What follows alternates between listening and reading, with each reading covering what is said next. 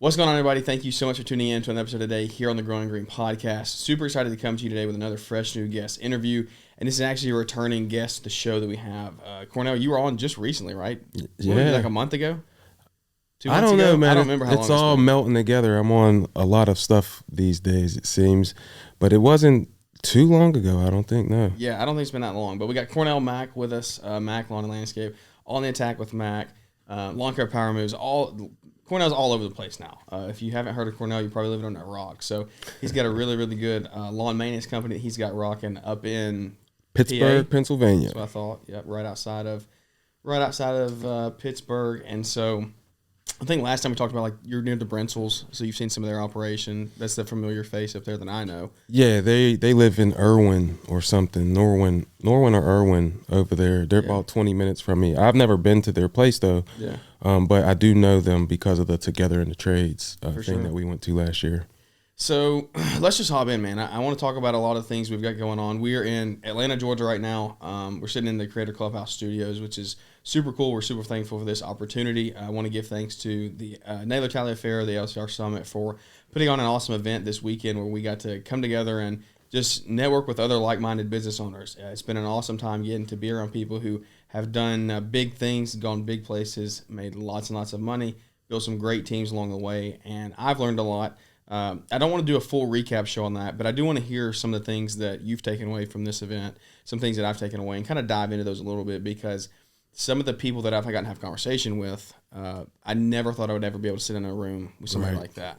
And being able to get around them and just really, like, literally break bread and talk conversation like this has just opened my eyes to so many things. It's showed me how far I can actually go in my company, how much we can grow and change in the future. So I want to kind of dive into some of that, hear some of your story of what this event has done for you as far as walking away from here on how you can change your future, whether that be growing your content side, growing your landscape company, whatever that is, but also just being growing your future and yourself. Like, I think you're a big self-development, like, yes, grow sir. yourself. It's taking time to do that. So let's walk through some of that. I mean, walk us through kind of what the events looks like for you, and then just some key takeaways that you've had so far. Well, my biggest reason for coming was to learn the social media side better when it comes to, like, building your brand as an online presence. We've all learned how to do lawn care and marketing and things for that. That's normally what you're going to get when you come to an event like this. This one has been different because it has placed an emphasis on doing the social media side of things, learning how to monetize things, learning how to get sponsorships. And that's been my main focus with coming here. And from second one, when Mr. Producer, also I wanted to see who he actually was. Yeah. So the mystique has been building around Mr. Producer for so long. I was like, I want to see who this guy is. But from the second he was the first speaker on the first day, from the second he opened his mouth until we got finished that day, it was nonstop, like, great information to help me do what I want to do. And that's, I'm a big proponent on that. You can't do what other people think you should do. You got to do what you want to do. And what I want to do is to help more people, on social media. And so we have to grow social media to do that. And I felt like as soon as I sat down, that was exactly what I got, exactly what I expected to get, which was good information on how to be better as it pertains to social media and growing that side of things on the business. You talk about not wanting to be too focused on other people's opinions of you and, like, doing what other people want you to do. I think it's really easy to get caught up in that in today's world of, you get on social media, there's a lot of people who are doing big things and you think that they want you to do something, and, like, you will make your whole life revolve around something that someone else is doing, and you're not creating your own path. You're following someone else's. And in the world that we live in now, like, how are you moving forward trying to just make your own, like, brand, your own, be creative on your own, and all while following good tips and things that other people tell you along the way, but making your own path to greatness for Mack and Mack Landscaping and your family? Just by kind of doing the same thing I've been doing my entire life, which is you see the people who are successful at doing the thing that you would like to do, and you emulate it long enough that you can learn how they're doing the thing, and then you can tweak it to make it your own. So whenever I was a young kid, I watched a whole bunch of different basketball players, different football players, and then I would try their moves. And to my surprise, the Michael Jordan fadeaway for someone who's 5'8", if someone who's 5'8" is guarding me, it works. How do I know? Because I seen Michael Jordan do it. Then I went to the basketball court, I practiced it, and then I attempted to try it in the game.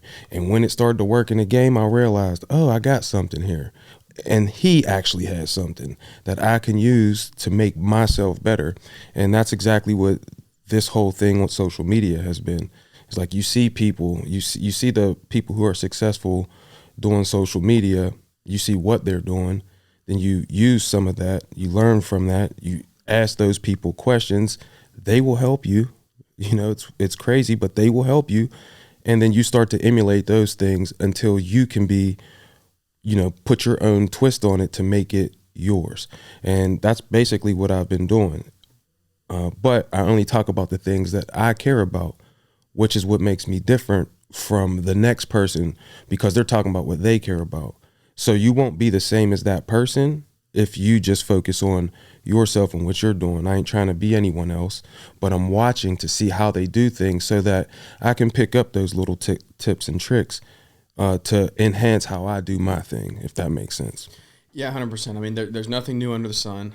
You've all heard that. I mean, everything is just being recreated, but you got to recreate with your own. And, exactly. And we were talking today, like how a hot topic of this seminar has been, how can we create content to reach our target customer in our business? Not a B2B piece of content like what we're doing with this podcast. We're reaching other business owners. Right. But for all of us that own businesses and actually run them every day, we're listening to this kind of content to make each other better and to grow our businesses. But how can we actually create that piece of content and create that brand to relate to the customers out there that we're actually serving in our day-to-day service business? And no one has had an answer so far. It's kind of just like, that's the $1 million question. Like, I haven't seen anyone that's done that effectively and has actually grown that brand to where you are engaging with your target audience, your actual customer base. And so talking about being creative and creating your own path, like, I think that it's so crucial that you do that, because whether it be creating content B2B like this or B2C, us to our customers, we have to create our own brand. I have to have Growing Green Landscapes have its own brand, and it has to be doing its own thing. I can't mimic what somebody else in our city is doing. We have to do our own thing. We have to set ourselves apart. And it's business principles 101.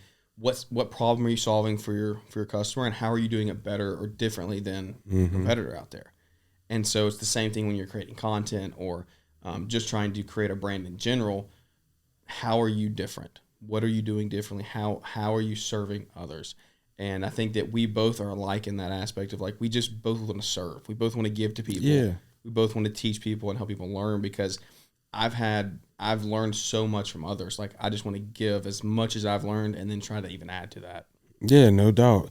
At the end of the day, that is how you're remembered. No one cares if you had $1 million. They do care, though, if you impacted their life in a certain way, right? That's why people can say what they want, but that's why I always talk about Keith. That's why I talk about Brian, because they impacted my life, right? And if you can impact someone's life through social media, that's a win for me. Like, it's not about money, it's more so about that. And that's kind of where I am, you know what I mean? Yeah, it's the impact you leave. The impact. Like, at my funeral, I want there to be a long procession. I say that a lot. It's not to be morbid. That means I had an impact on someone's life. And that's the ultimate success to me. It's not having a whole bunch of money. It's doing something for you. You know, do something for the person that's next to you. Because when they come around and they tell other people, you'll be a part of their story. That's how we live forever, and that's important to me. So, yeah, I like that. You relate, and it's just having that servant's heart, that giving mentality, and that's what you're going to be remembered for. And I think that there's so many people in our industry who are trying to do that, and I think that growing a business that's kind of my goal, is like how can we give to others, and the business is the gateway to get there. It's kind of like, this is my step in the process. The vehicle. Yeah, exactly. It's the vehicle to get there. And so I have started a trash can cleaning company now, and I have Growing Green, and it's like those two are going to hopefully propel us forward to where we can employ more people, create a culture that they want to come be around, just have opportunity for them to grow, and then also for us to help other people out there in the world. So it's an awesome opportunity being able to create this stuff for ourselves and just try to change the future of not only our families, but a bunch of other people's families as well. That's kind of what it is about. So what is one thing you think that has been the hardest for you in business? Like, what is an unexpected challenge you've had come up along the way that you've had to navigate the waters of figuring out how to get through it?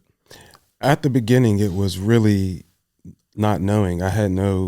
It was ignorance. I had no knowledge on how to operate a business. I didn't know anyone who had a business, and we're talking about lawn care is generally easy, but business is not necessarily easy. And I could go and cut grass. That was nothing. I could trim shrubs. I could do all of that stuff, but how do you monetize it? It's like where I'm at right now when it comes to the social media stuff. Like, I can film a video, I can record a podcast, but how do you make money with it? There was videos out there that could help me with the making of the money, but then there wasn't a lot when it came to like how to actually operate the business. So right at the beginning, it was just a trial and error of going through growing pains, trying to learn, driving all over the place to make a little bit of money, which I thought was a lot of money at the time.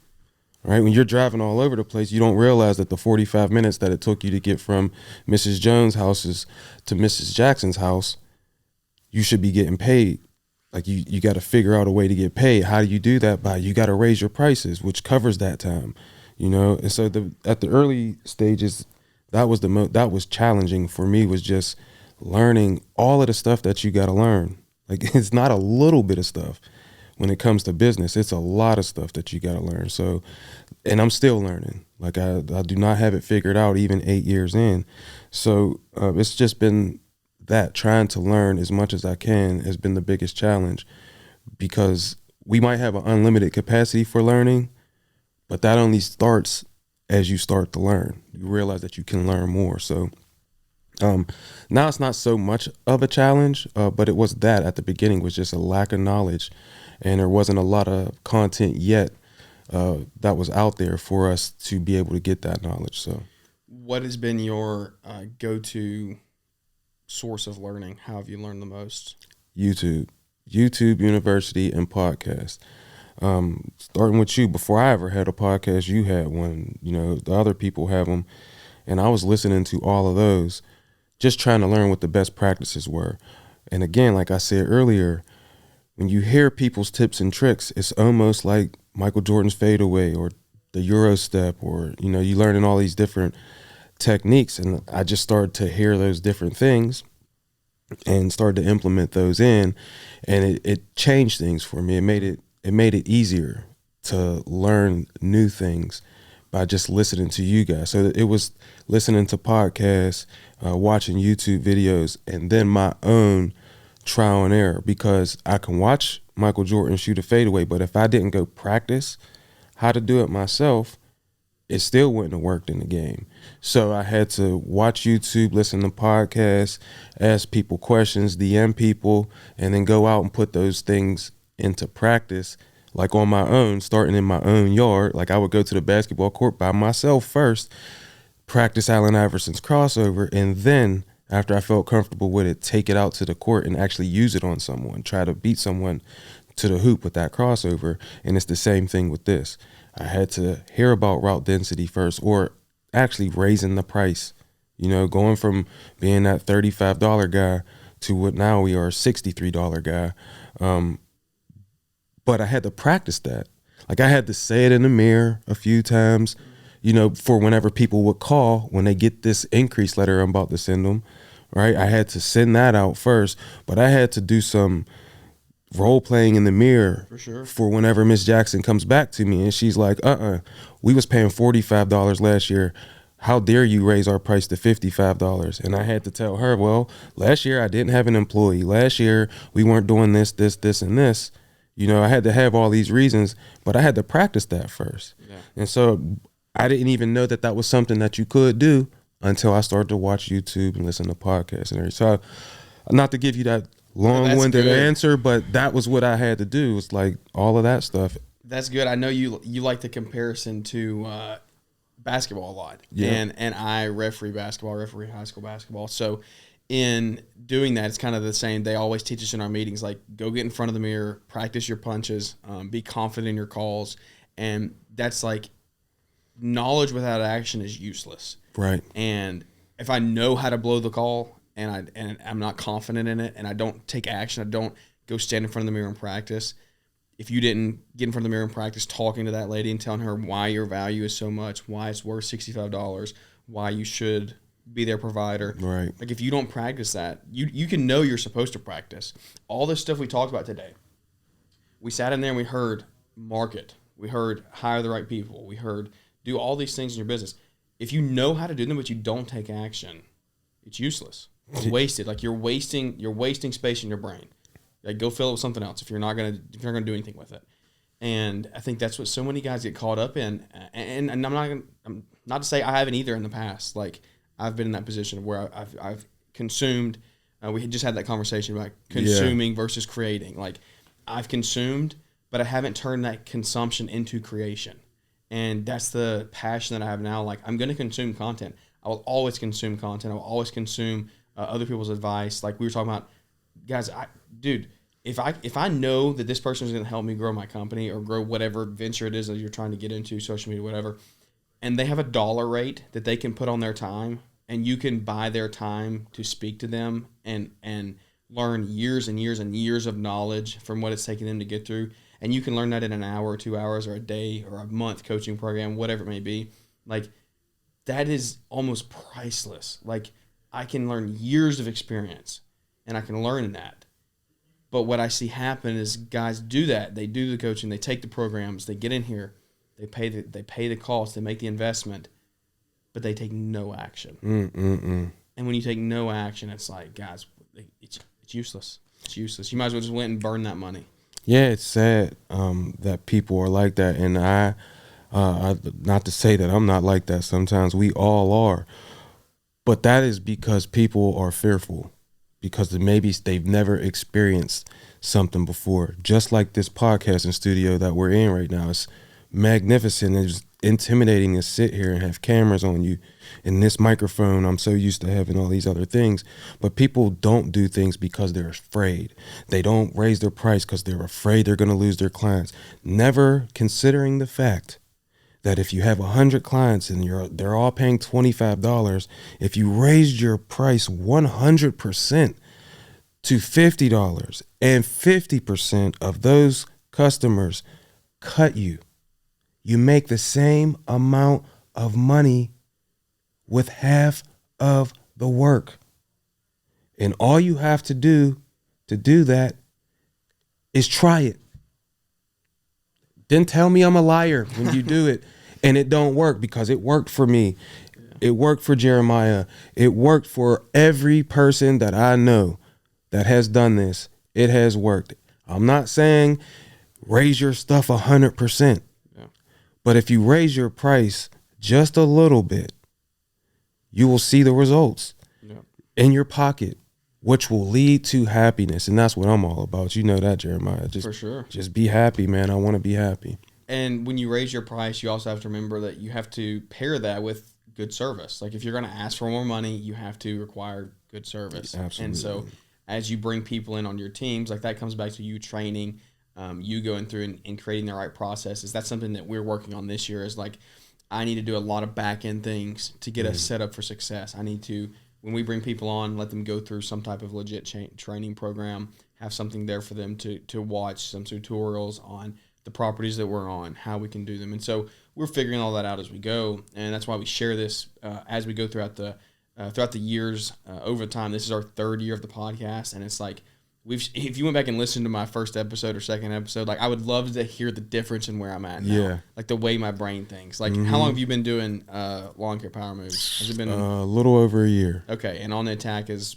fairly new. There's only 7 episodes so far. So, but even then, like go back and listen to that first episode of Power Moves. Oh and yeah, like, how much has your life changed? Those live, because it started as the live show. Just like your Power Moves conversation. Live. Yeah, things as you develop skills, like as you continue to put things into practice, because nothing's ever going to be perfect. I heard Eric Thomas say that practice don't make perfect, practice makes permanent. And if you can, that's why if you practice bad, you're gonna play like you practice. Yeah, you're gonna be bad. It's permanent. You creating permanent habits that sometimes you can never get rid of. But damn, I forgot where I was going with that. Nah, I didn't mean to interrupt you. Yeah, that messed you up. That happens to me all the time. No, I messed you up. You were on a roll and I messed you up. But that's so like I'm thinking of if you think of it, interrupt me, and get your thought out there. But like the practice makes permanent. That's so big because when you go to practice, whether it be basketball, football, baseball, whatever sport it may be, maybe it is you're sitting down to practice. In practice is a I'm using it. I can't think of the word here, but it's meta. What is the word? Is it metaphorical? Is that the word? I don't know. He's not a scholar. No, I'm not. I'm not good with words when it comes to that. Metaphorically speaking, maybe that makes it sound better. That if relative. Where are we going, man? You got me all twisted up. How? I didn't even say anything. No, at least he actually said something to me to mess my train of thought. No, I was quiet. No, because I got one word that I cannot get stuck. Man, I'm stuck on it. But anyway, I'm saying the practice is the permanent. That's where I'm going with this thought is so many guys, you sit down to practice, whether you're sending out estimates or billing or things like that. And it doesn't practice is not what I'm trying to get across. It's the taking the action of doing it. If you're doing it the wrong way, like if you're sitting down and you're invoicing 7 days late and you're not billing on time or you're not sending estimates correctly. So when I say practicing, I just mean doing those repetitions. If you do all that wrong, then like that's gonna create a very bad habit. And that's why I think so many guys struggle in businesses. You're gonna create estimates the wrong way. You're going to do this for so long, and that's why it's so hard to break. Yeah, and when you practice, this is what I was going to say. When you practice, it takes the fear away, because that's what we were talking about, why people don't get started.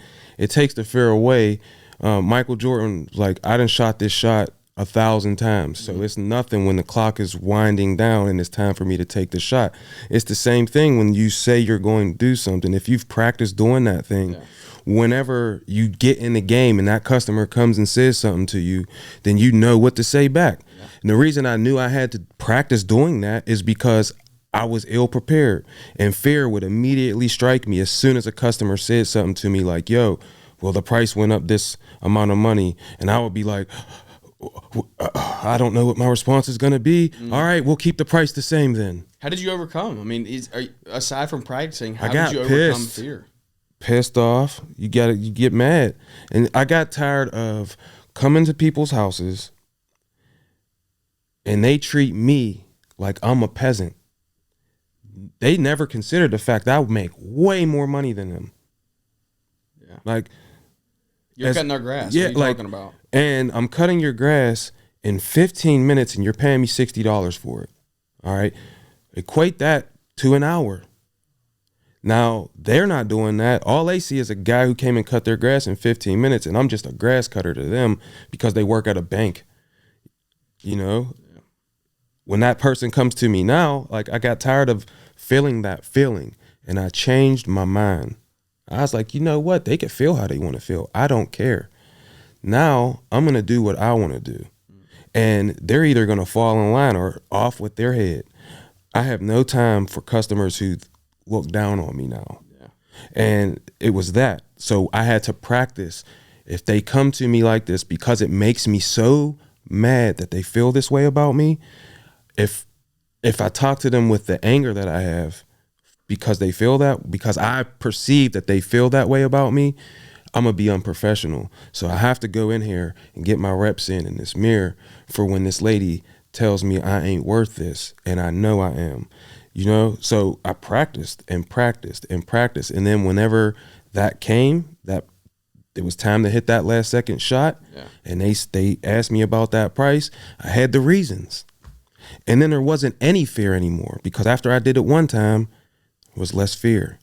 Second time, even less fear. The third time, almost no fear. The fourth time, no fear. And now you're playing my game. That's how it works. So that's how I got over it, man. Hey. Yeah. And I mean, repetition is the key to learning. You've heard that a million times. That's why sports is so synonymous to me with what we do, and just business in general is practice, practice, practice, practice, practice, game, practice, practice, practice. I fell in love with the practice of the stuff because the games are easy now. Yeah. Perfect practice makes perfect. Like, practice doesn't make perfect. Yeah. If you're gonna use that term, throw that in there. Like, and that's the thing. Like, if you practice the wrong, going up on the, I heard you saying a story the other night, like leaving off your right foot for a right-handed layup. Like, dude, that's not how you play basketball. Like, you're not supposed to shoot the ball that way. And if that's how you practice, though, that's how you're going to start playing the game. Yeah. And so you got to practice correctly. Yeah. When you do that. And the crazy thing is sometimes you might have to jump off your right foot to make the right-handed layup. It's an adjustment. You know, you might have to adjust. You wouldn't know that, though, if you never practiced. Yeah.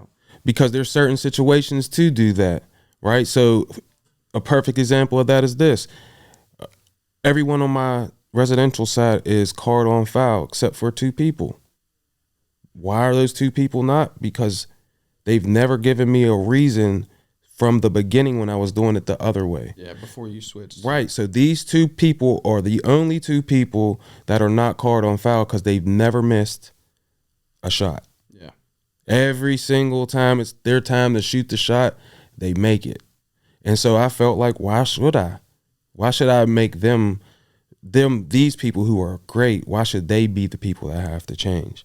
You know, I don't remember where I was going. No, that's good though. I mean, there's no point to make, like, if they're loyal to you, they're proving that they respect your services, right? And they respect the request that you asked. And like, they're honestly probably the customer that if you said, hey, can we go to a card on file, they probably would. Yeah. Just because if they're that diligent to paying on time, then they realize like they appreciate your service. Right. But I can see what you're saying there. Like, if they pay you, you get your money, cash flow's good, there's no need. And so on a small scale. Now moving forward, you bring everything in. Anybody comes in new, everyone coming in on card on file. Card on file.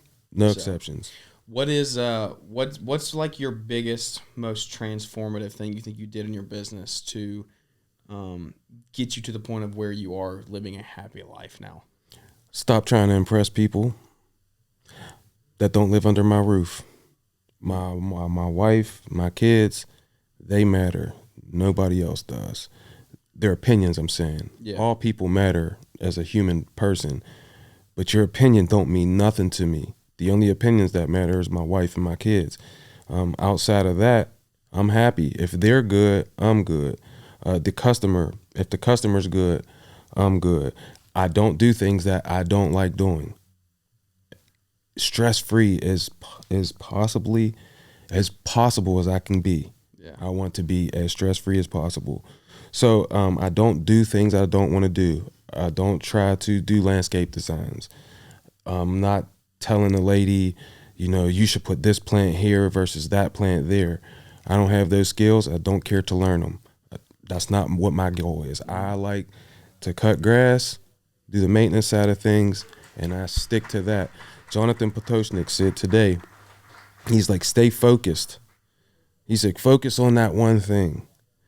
That has been the biggest thing that I have done before I even knew the Lawn Care Millionaire felt that way, right? Was I just focused. I had a conversation with my brother while I was on vacation, and it was like, if we continue and we start something and then we stop it, then we start something and then we stop it, and then we start something and then we stop it, we're never going to get to where we want to get to. I became a good basketball player in my area because I was focused solely on basketball. But this is why it's been such a big, impactful thing in my life, sports has, is because I realized that I could take the same practices that I was doing to be good at sports well, basketball in particular, and apply it to this. And I said to him, why was I a good basketball player? Because I only played basketball. Yeah. And whenever I was really, really struggling in business and trying to figure out what do I want to do? Do I want to do landscaping, whatever? I wasn't focused. I was all over the place. And then social media wise, no one knew who I was. The second that I focused on, I like doing lawn maintenance. It don't matter what the world thinks. It doesn't matter if people say you can't make no money in mowing.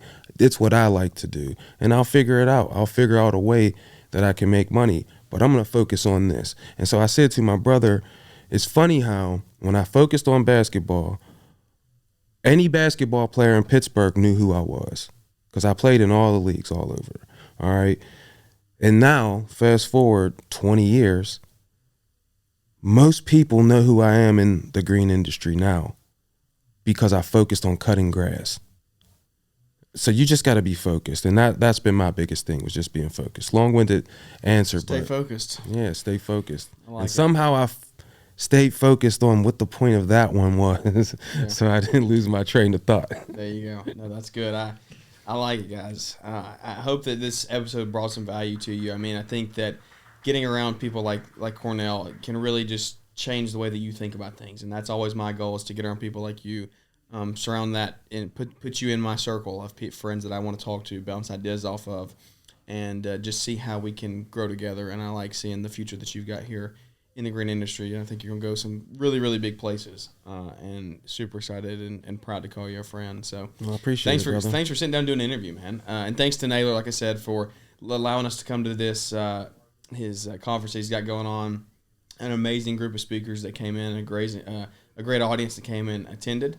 And so thanks to the Creator Clubhouse for allowing us to come in here and enjoy these studios. So we already talked, we have to go home and set up some of this on our own. So heck yeah, bro. We'll see what we can come up with. But I'm excited for the future, guys. We got a lot of big things coming in 24. It's going to be a great season ahead. If you're looking for things to get your business up and running, like, guys, you got to get on it. Spring Rush is right around the corner. We're like 6 weeks away.